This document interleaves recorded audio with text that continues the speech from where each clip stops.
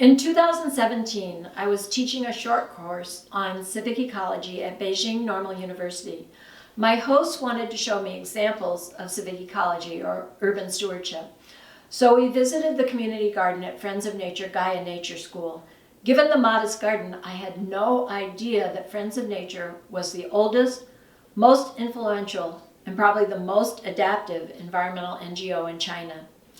Then I came across a paper by Hao Zhuang and colleagues entitled Crouching Tiger, Hidden Power, a 25-year strategic advocacy voyage of an environmental NGO in China.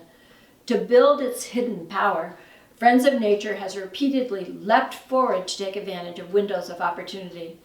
Such windows open when the government feels pressured and has the ability to do something about an environmental or other issue. So, how has Friends of Nature played a key role in China's environmental movement over many years, not only creating public awareness, but also helping draft China's environmental laws?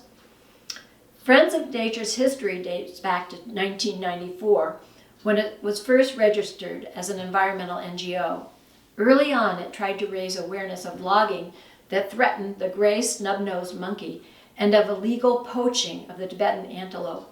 Starting around 2000, Friends of Nature added education to its awareness-raising activities. Through its Antelope Bus project, a fleet of minivans delivered conservation messages across China, and its Green Hope Action Project conducted environmental classes in elementary schools in partnership with a government poverty alleviation program. Through these activities, Friends of Nature developed a network of volunteers who went on to work in environmental NGOs and industry, providing a backbone for China's environmental movement. The government perceived Friends of Nature as supporting its national educational goals, education being widely embraced as part of Confucian traditions. I also visited Summer Palace Park in Beijing. I remember strolling along the beautiful lake with its replica historic boats. Unbeknownst to me, had not Friends of Nature expanded its activities to encompass advocacy, the lake bed would have been covered in plastic, which the park claimed would save money on water bills. Friends of Nature, alongside other civil society groups, criticized the plastic project because of its impact on the lake ecosystem.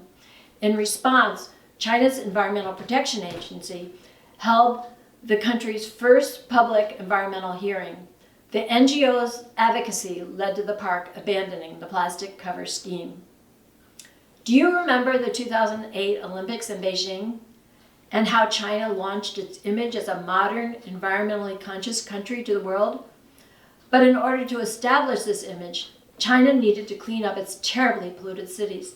Taking advantage of this window of opportunity to address China's pollution, Friends of Nature launched Blue Lab, Low Carbon Family, river monitoring, and other initiatives to engage citizens in actively improving China's environment. In 2013, Friends of Nature launched its Gaia Nature School in the school's community garden that I visited. Its goal was to empower citizens to organize Gaia family groups, which would not only ask members to reduce their own environmental footprint, but also support Friends of Nature's growing involvement in environmental legislation.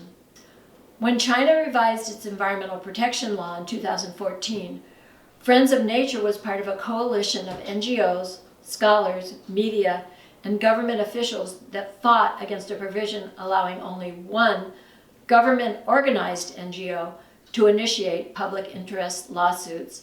As a result of this pressure, the final version of the law allowed a broader range of organizations, including Friends of Nature, to bring public interest lawsuits. Less than 8 years after the new law was implemented, Friends of Nature had participated in the drafting of more than 80 environmental laws and regulations and filed 51 public interest lawsuits covering conservation, pollution, and climate change.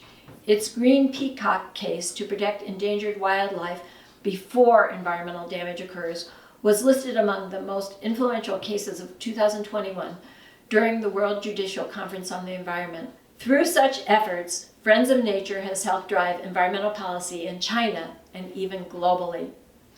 Recognizing the need to build the capacity of other environmental NGOs to participate in environmental litigation, Friends of Nature also sponsors workshops on environmental law, on writing policy motions for the People's Congress, and on how to participate in public hearings.